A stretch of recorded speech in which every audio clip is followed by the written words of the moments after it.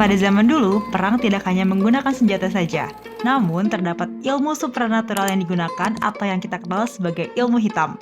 Di dalam film ini, Kim Go-eun memiliki kemampuan supranatural sebagai dukun yang membantu memindahkan sebuah makam dari keluarga Park.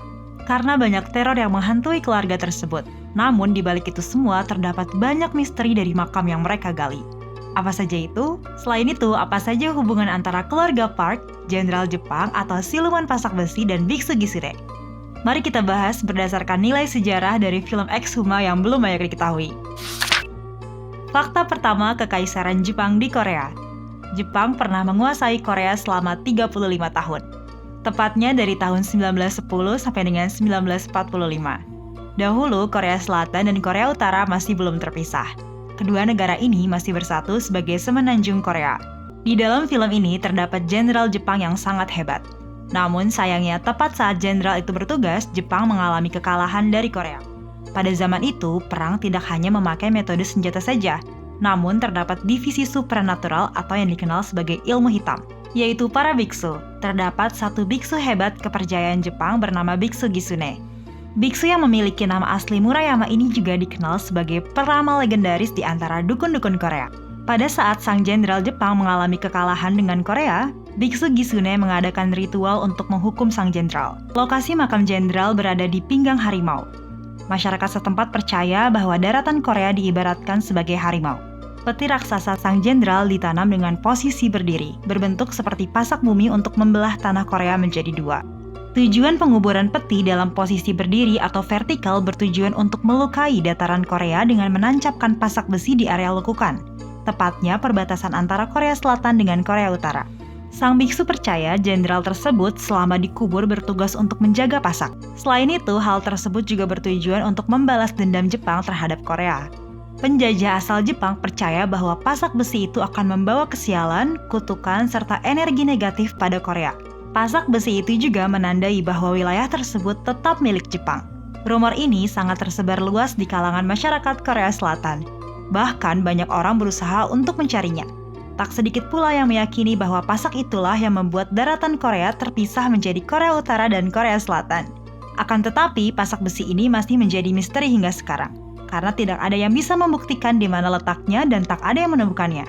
Fakta selanjutnya, siapakah kakek buyut dari keluarga Park? Ia dipercaya dulu merupakan seorang raja di wilayah Korea. Dosa besar yang ia lakukan adalah mengkhianati Korea dan berpihak kepada Jepang. Pada akhirnya, ia hanya menjadi boneka Jepang. Fakta itulah yang disembunyikan oleh keluarga Park dari dukun Hwarim dan kawan-kawannya. Kakek buyut Park ini memiliki biksu kepercayaan yaitu Biksu Gisune asal Jepang. Pada saat ia meninggal, kakek buyut Park awalnya akan dimakamkan di suatu tempat. Namun, Biksu Gisune menyarankan untuk dipindahkan. Akhirnya, makam tersebut dipindahkan tepat di atas pasak besi, pemakaman ganda, di atas makam jenderal Jepang. Hal itulah yang menjadi alasan terbesar keturunan kakek buyut Park terus mendapatkan teror. Nah, tahukah kamu alasan Biksu Gisune mengubur Raja Korea di tempat yang tidak seharusnya? Karena agar pasak tersebut terlindungi lebih dalam lagi, sehingga tidak ada yang bisa mencabut pasak tersebut. Orang hanya mengetahui bahwa tempat tersebut merupakan makam Raja Kaya Raya yang dilindungi, sehingga tidak ada kecurigaan yang muncul. Apa yang dilakukan oleh Biksu Gisune menunjukkan ia memiliki niat jahat dengan keluarga Park. Sejak awal, ia hanya memikirkan tanah airnya Jepang. Ia tidak peduli dengan keselamatan keturunan keluarga tersebut sama sekali. Bahkan tidak ada yang mengetahui niat busuk dari pemakaman kakek buyut Park yang diletakkan di tempat tersebut. Selain itu, secara feng shui letak makam tersebut sangat tidak bagus. Nah, pertanyaannya, mengapa hantu kakek buyut Park gentayangan dan menghabisi satu persatu keturunannya? Karena selama ini arwahnya sudah teriak meminta tolong agar dipindahkan makamnya dari tanah terkutuk tersebut. Namun tidak ada pihak keluarga yang menolongnya. Itulah mengapa kata dukun Hwarim yang tersisa dari arwahnya hanyalah dendam. Pembahasan selanjutnya, siapakah Biksu Gisune? Ia merupakan sumber utama dari segala masalah yang terjadi. Ia bukan manusia, juga bukan biksu biasa, melainkan siluman rubah. Ia sangat sakti hingga terkenal di antara dukun-dukun Korea sebagai peramal Murayama.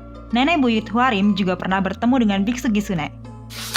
Secara tidak langsung, Biksu Gisune menggambarkan kekejaman Kekaisaran Jepang pada masa itu. Bahkan kakek buyut Park yang sudah mengkhianati negaranya demi Jepang pun akhirnya tetap dijadikan tumbal oleh Biksu Gisune hingga seluruh keluarganya terkena imbasnya. Penggambaran kekejaman Jepang pada masa itu juga ditandai dengan para dukun yang mengatakan bahwa hantu Jepang tidak perlu dilawan, karena ia suka membunuh makhluk di sekitarnya tanpa alasan.